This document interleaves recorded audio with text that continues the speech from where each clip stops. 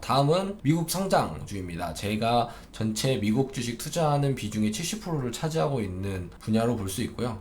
저는 이제 제일 많은 비중을 싣고 있는 게 9.69%의 알파벳, 구글에 투자를 하고 있습니다. 유튜브, 검색 엔진, 그리고 아더배츠라고 해서 뭐 웨이모나 아니면은 딥마인드, 인공지능, 또 윙이라고 해서 드론 배달, 베릴리, 디지털 헬스케어, 또 룬이라고 해서 무선 인터넷 등 앞으로 구글의 검색 엔진이나 광고 외적으로 돈을 벌어다 줄 수 있는 신사업들도 기대가 되기도 하고, 얘들이 장악하고 있는 인터넷 환경에서의 데이터, 검색 엔진, 그리고 무엇보다 유튜브 플랫폼, 이런 쪽에서 저는 이제 미래에 더 주가 상승을 갈 수 있을 거라고 보고 이제 가장 큰 비중을 투자를 하고 있고요. 그 다음은 이제 아마존이죠. 아마존은 뭐 94년부터 온라인 서점으로 시작한 글로벌 최대 전자상거래 업체고, 82%가 이제 전자상거래 업체에서 파는 리테일 쪽에서 발생하는 거고요. 저는 그런 부분도 있지만 AWS라고 클라우드 사업 부분에서의 성장성과 점유율 전 세계 1등이거든요.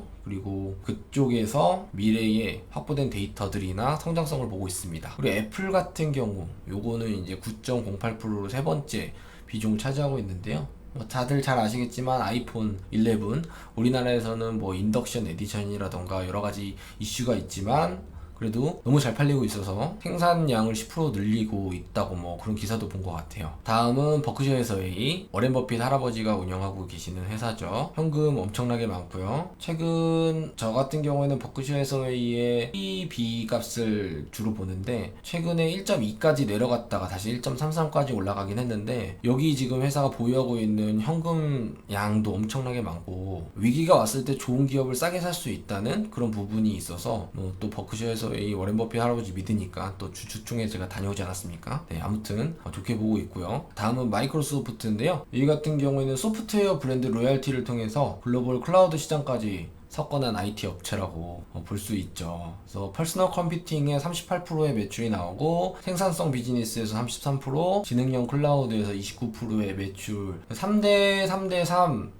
되게 안정적인 매출 구성을 보유하고 있고요. 클라우드 사업 부분이 아마존의 AWS에 이어서 전세계 시장 점유율 2등인데 이쪽이 성장성이 엄청납니다. 그래서 글로벌 최대 클라우드 네트워크를 구축을 해서 전세계 42개의 지역에 보유를 하고 있어요. 참고로 아마존의 AWS 같은 경우에는 20개고 구글 같은 경우에는 17개인데 이쪽이 이제 클라우드 네트워크를 잘 구축하고 있고, 기존의 윈도우나 오피스 위주로 썼던 고객사들, 그 큰 기업들 있잖아요. 뭐 제조업들이나 서비스 제공 업체들이 클라우드 쪽으로 서비스를 이용하는 이제 기업들이 늘어남에 따라서 기존의 마이크로소프트의 고객사였기 때문에 클라우드 서비스도 아마존 웹 서비스가 아니라 마이크로소프트의 애줄 서비스로 넘어가는 그런 기업들의 수가 많다고 하더라고요. 그리고 또 기존의 CD나 CD키 형태로 팔았던 오피스 같은 경우에도 365라고 해서 클라우드를 활용한 구독 기반으로 변형을 했죠. 뭐 여러가지 안정적으로 배당도 주고 있어요. 무료 1%대 배당을 주고 있고요. 그 다음은 비자.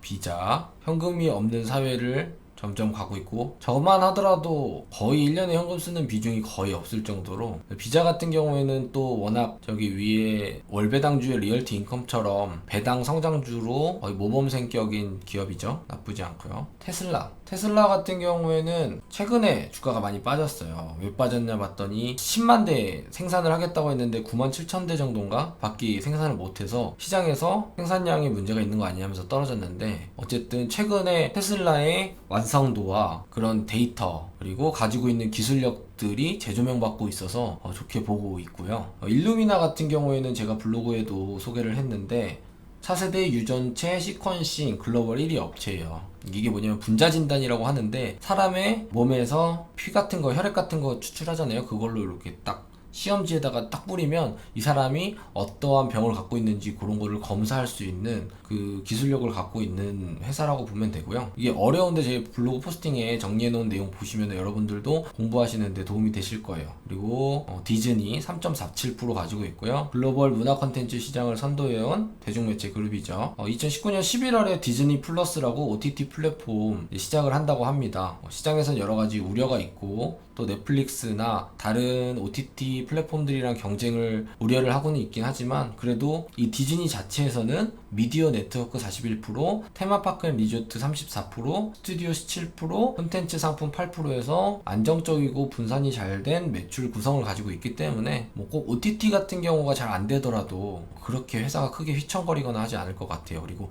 최근 주가 흐름을 보면 디즈니가 주가가 다른 기업들 오르는 거에 비해서 덜 올랐거든요. 그러니까 아직도 오를 수 있는 그런 기회가 많이 남아있다고 보고 있고요. 알리바바 같은 경우에는 아시아 최대 구명의 전자상 거래 및 클라우드 업체죠. 이거 같은 경우에는 아시아판 아마존이라고 볼 수 있어요. 인터넷에서 물건 파는 전자상 거래 그리고 클라우드, 아마존 웹 서비스 같은 클라우드를 하고 있어서 제가 생각했을 때 아마존과 알리바바를 다 모으면 전 세계 전자상 거래와 클라우드 서비스의 대부분을 투자하고 있다고 볼 수 있기 때문에 두 기업을 투자를 했고요.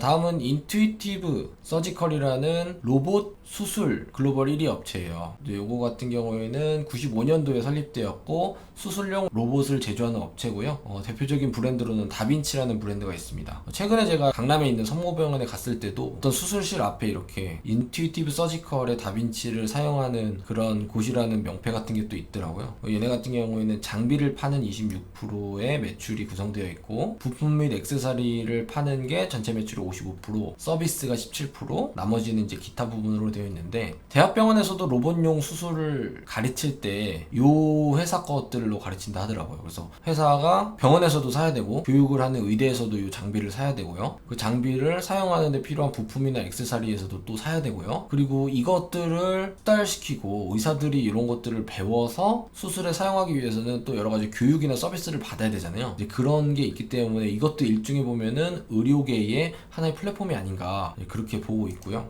반복적인 매출이 이제 나오고 있고 다빈치 로봇의 지역별로 설치된 걸 보면은 미국이 64%, 아시아가 13%, 유럽이 18%, 그리고 그 외의 지역이 5%를 설치가 되어 있고 제품군별 매출 추이도 꾸준히 성장하는 모습을 보여주고 있습니다. 네, 다음 넷플릭스인데요. 최근에 여러 기업들에서 OTT 플랫폼에 진출을 하기 때문에 넷플릭스의 주가가 많이 떨어져 있습니다. 얘네 같은 경우에는 수익이 나기는 하지만 아직까지는 컨텐츠 제작 투자 비용으로 비용이 너무 많이 나가고 있고 또 국제 그 스트리밍 같은 경우에는 사람이 소비할 수 있는 하루에 정해진 시간이 있기 때문에 다른 OTT 플랫폼들에서 더 좋은 킬러 컨텐츠들이 제작이 되면 넷플릭스의 이용자가 점점 줄지 않을까 하는 시장의 우려 때문에 주가가 최근 빠지고 있어요. 뭐 저도 이게 투자한 기간이 거의 634일이니까 꽤 오랜 기간 투자를 했는데 뭐 아직까지는 저도 이렇게 경쟁이 심해진 OTT 산업 쪽에서 좀 경쟁이 심해지면 돈을 잘 못 벌고 시장에 우려만 끼지 않을까 싶어서 비중은 2.18%로 그렇게 크지는 않고요. 아무튼 올해 투자를 했고 또 OTT 중에서는 그래도 1등 사업자니까 글로벌 1등이니까 현재 이렇게 보유를 하고 있습니다. 그리고 마지막 페이스북 1.92% 비중이고요. 사업 부분별 매출 구성은 98%가 광고예요. 그래서 이 회사 같은 경우에는 페이스북 그리고 인스타그램 있고 또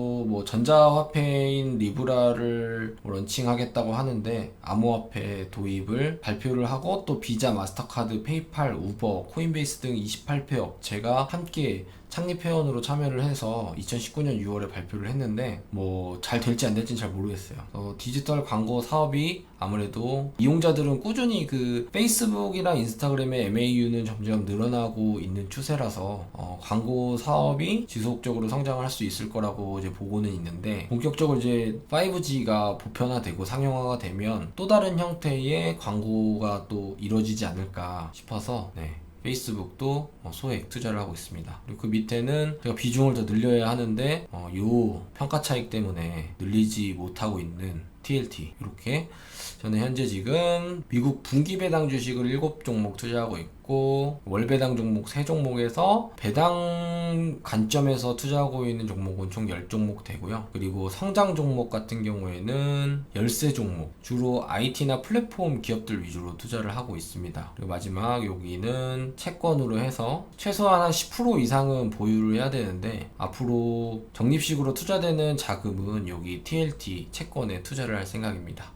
네, 이렇게 2019년 4분기 시작하는 시점에 현재 제가 투자하고 있는 미국 주식들의 포트폴리오를 함께 보시는 시간을 가져봤는데요. 물론 제 영상을 보시고 따라 사시는 분들은 없겠지만 따라 사시면 안 돼요. 저처럼 물리실 수가 있으니까 저라는 사람은 어디에 어떻게 투자하고 있는지 그 내용들을 참고하시면서 여러분들이 미국 주식 투자하시는데 도움이 되셨으면 좋겠습니다. 오늘도 영상 시청해주셔서 감사드리고 다음에 더 좋은 영상으로 찾아뵙겠습니다. 감사합니다.